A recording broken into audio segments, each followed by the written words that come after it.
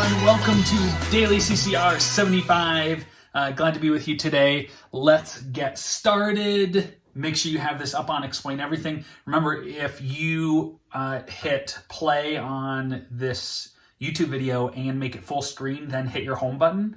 It'll shrink the video small on your screen, and then you can bring up Explain Everything and have them both going on at the same time. Pretty sweet deal. Thanks for the kids who mentioned and shared how to do that. All right, let's take a look at number one. Matt has 3/4 a cup filled with Red Bull. Camden has 6/8 of a cup filled with Monster Energy.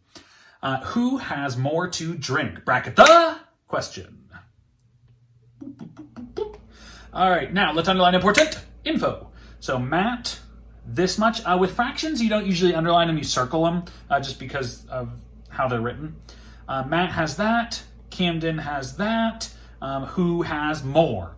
We know when we're comparing two numbers, finding how much blanker is a subtraction problem. Okay. However, they're not asking how much more, they're just asking who has more. So it's not a subtraction problem, we're just comparing the two. To compare them, we need the denominators to look the same. So let's look at 3/4 and 6/8 here. So when you're looking at 3/4 and 6/8, we have to look at a couple of things. Remember, strategies 1 through 4 are all mental math stuff. So both of these are above a half, so we can't do that. Both of them are pretty close to a whole, so we can't do much with that. Let's go ahead and talk about actual arithmetic stuff. So looking at the denominators, can a 4 turn into an 8? And the question is yes. So what whole do you want to multiply 3/4 by to make the denominator say 8? So remember, we have to multiply by a whole so that we're changing the way it looks, but we're not really changing the fraction out of the fractional amount out of a whole. Okay, the same amount is still there. All right, so we're going to multiply by a whole so that the denominator is still at 8. So 3/4 times what over what equals something 8ths. Then you can compare and answer who has more. Now, I would right away, I would probably label that this is Matt and this is Camden so that you can actually answer your question and say that this person has more. So finish off number one and see what you get. All right, let's go ahead and look at number 2. It says write 1 and 8/10 as a decimal. If you say it, think about it. 1 and, we know what and means. It's a decimal point. 8/10, let's take it to the right of the decimal point. We've got, yes, tenths, hundredths. We just need to write that. So 1 and 8/10. So this is 1 and 8/10. Now we need to add it to 0.27. But remember, you need to line up the decimals to add. So we have 0.27. But look what the problem is. When you look at this, they don't have the same amount of places. So you need to adjust that and put in a placeholder. Okay, then you can go ahead and add and get your total. I'll let you finish that up one. All right, let's look at number 3. Number 3 and number 4 are going to be a preview into this week a little bit. So let's do them together. The car says that there is 2/6 of a tank left. Of, just so you know, means multiply most of the time. Plenty of times, especially when you're dealing with fractions and whole numbers. It is an 18-gallon tank. So that means 2/6 of the tank. 2/6 of 18. So how many gallons are left? Question's already bracketed. So this is what this looks like. We're asking what is 2/6 of 16, okay? And what that means is how many sixths is this? So a simplified version of this, I just want you to think about it like this. So we have the number 2/6 16 times. So 2/6 plus 2/6 plus 2/6 plus 2/6 plus 2/6 and so on 16 times. Basically 16 times 2/6, or 16 times 2 will tell you how many sixths.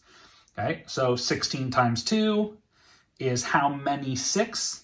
Well, we have to double that. So 16 plus 16 is 32/6. Here's the problem, though. That's obviously an improper fraction, and all this week, I do not want improper fractions as your final answer.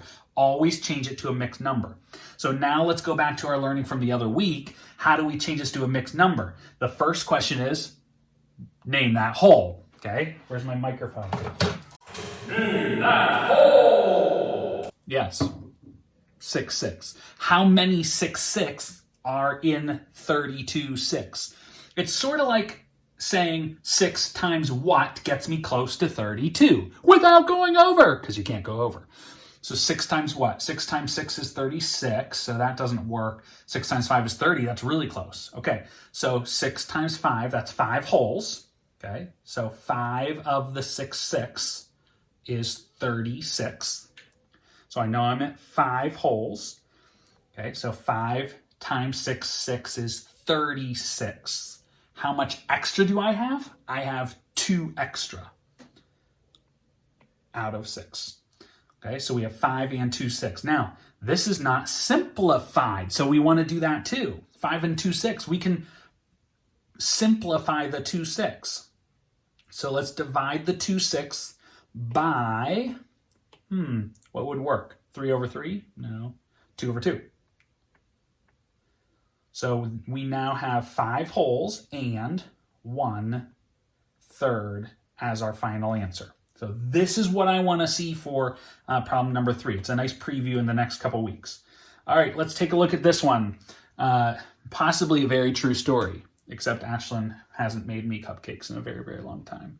And I'd maybe like to try some of Clay's cookies at some point in life. Anyway, Ashlyn and her brother Clay were making some cupcakes. Each cupcake called for 2/8 cup of butter. Hello, 2/8 cup of butter, are you there? That's a very bad math joke.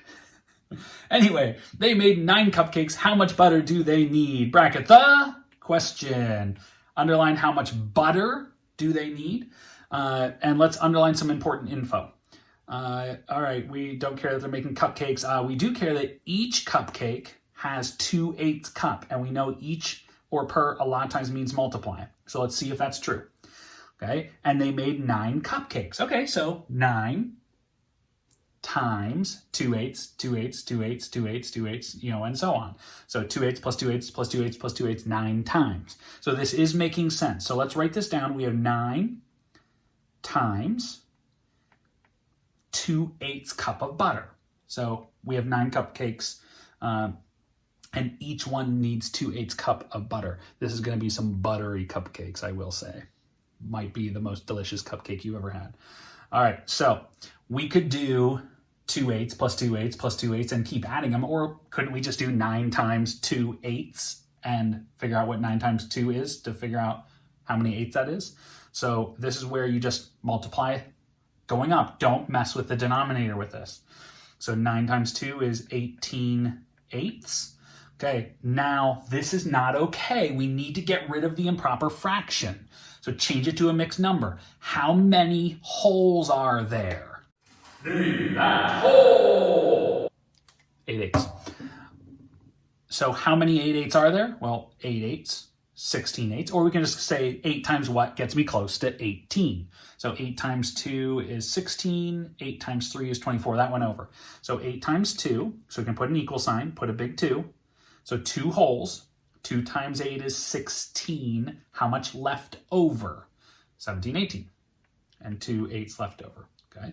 So always go back to the question, how much butter do they need? This is cups. So they, and you finish it off. They need 2/8 cups of butter. 2 and 2/8 cups of butter. All right. 5 you'll be able to do on your own. Find 2 equivalent fractions. Remember the easiest way Miss Eichner taught you to make equivalent fractions? Multiply by 2/2, then multiply by 2/2, then multiply by 2/2. You could repeat it forever if you want. Okay, so we're going to do it once, and we get 4, 6. There's 1. Just do it again now, and you'll get your second one. Okay, all right, and looking at number 6. Oh man, this one, we made this one way too easy for you. The question is, what do you add or subtract first? The whole number or the fractions? The If you said fractions, you're awesome. The fractions first. So 6/7 minus 4/7. Can you do that? Sweet. Now 5 wholes minus 2 wholes, and there you go, you're done. Okay. All right, there's your daily CCR. If you need help, reach out, let me know. Great job.